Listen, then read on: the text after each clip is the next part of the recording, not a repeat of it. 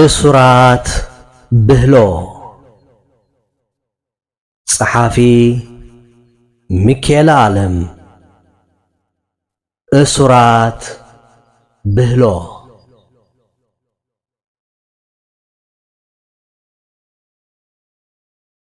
ወዲ ሰብ ዝተዓደሉ ዓቕምን እቲ ዝነብሮ ዘሎ ህይወትን ከም ሰማይን ምድርን ዝተረሓቐዩ ወዲ ሰብ ካብቲ ተፈጥሮ ዝዓደለቱ ዓቕሚ 10 ሚእታዊ ጥራይ እንተዝጥቀም ህይወቱ ከመይ ዝበለ ውቁብ ምኾነ ግን ሰመን እዩ ክንዲ ዝኣክል ዓቕሚ እናሃለወኸ ስለምንታይ ብውሕዳት ሰባት ይግዛእ ብጉልበትን ብኣእምሮን ኣዝዩ ሓያል ክነሱ ስለምንታይ ይደክም እዚ ሕቶ እዚ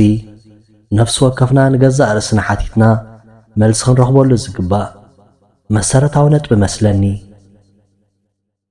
ወዲ ሰብ ነቲ ዝተዓደለ ውህበት ስለ ዘይፈለጠ እዩ ኣብዚ ሕጂ ዘለዎ ደረጃ ወዲቑ ዝርከብ እቲ ፈጣሪ ዝሃበካ ናይ ሓቂ ጸጋ ምፍላጥ ኣዝዩ ከቢድ እኳ እንተኾነ ህይወትካ ግን ኣብ ዝበለጸ ኩነታት ክትህሉ ምተገባእ ነይሩ ንሕና ግን ነቲ ኣምላኽ ዝሃበና ጸጋ ፍረ ዘፍርየሉ መንገዲ ዲና ተኸቲልና ወይስ ካልእ መልሱ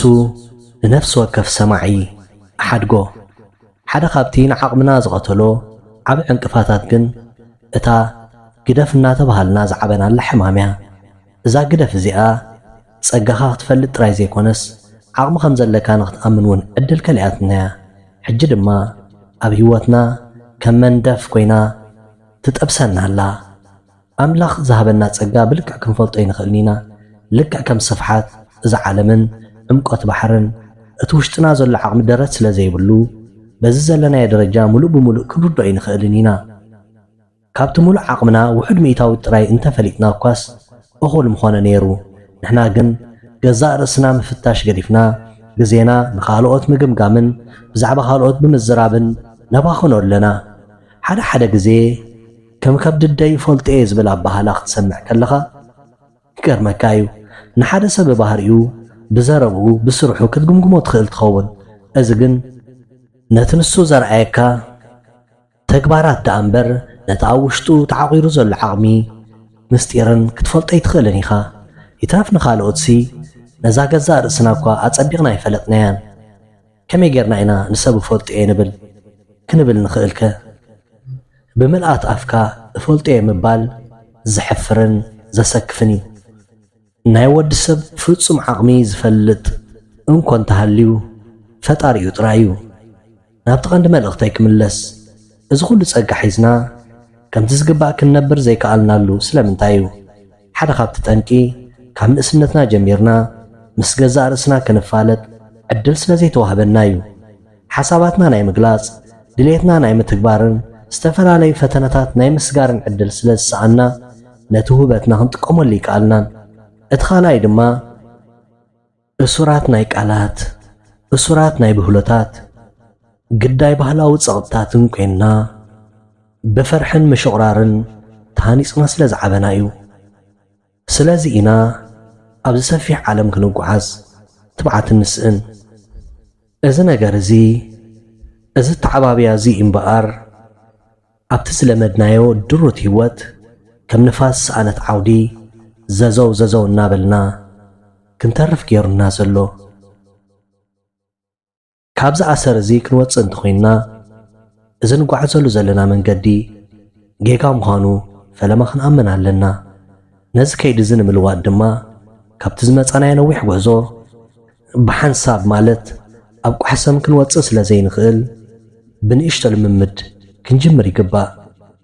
ብልክዕ እዚ ለውጢ እዚ ቀልጢፉ ዝመፅእ ኣይኮነን ብዘይ ምስልካይን ብዘይ ተስፋ ምቑራፅን ኣተሓሳስባኻ ንምቕያር ቀጻሊ ፃዕሪ የድሊ ምስ ግዜ ግን እቲ ድኻምካ ፍረ ውፅኡ ልብኻን ኣእምሮኻን ነቲ ውሽጣዊ ጸጋኻ በርቢሮም ጽቡቕ ትሕዝቶ ዘለዎ ጥዑም ዜማን ረምታን ዘለዎ ህይወት ክፈጥሩልካ እዮም ንዓኻ ጥዑም ድምፂ ዝፈጥረልካ ህይወት ድማ ንኻልኦት እውን ናይ ምንባር ተስፋን ጥዑም ድምፅን ይኾኖም ብርግጽ ወዲ ሰብ ብዘይውዳእ ጸጋ ዝተመልአ እዩ ንጸጋታትና ክንብርብሮን ከይንብርብሮን ግን ኣብ ኢድና እዩ ዘሎ መዓር ዝኾነ ህይወት ንምንባር ፈተሽቲ ወይ በርበርቲ ውሽጣዊ ጸጋታትና ንኹን ጸጋ ብተፈጥሮ ኣብ ውሽጥና ዝተዓቆረ ናጽ ሃብቲ እዩ እዛ ሃብቲ እዚ ግን መጀመርታ ምስ እንፈልጦ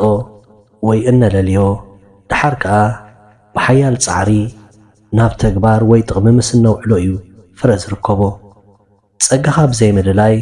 ብሃብታምካ ድኻ ኮይንካ ምንባር ኣሎ ካብዚ የድሕነና ካብቲ ዓብ ጸጋ ተዓዲሉ ከይፈለጦ ወይ ፈሊጡ ከይተጠቀመሉ ዝነብር እቲ ንንእሽቶ ጸግኡ ብዝግባእ ፈሊጡ ህያው ዕዮ ዝዓዪ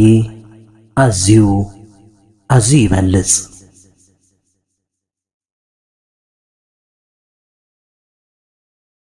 እሱራት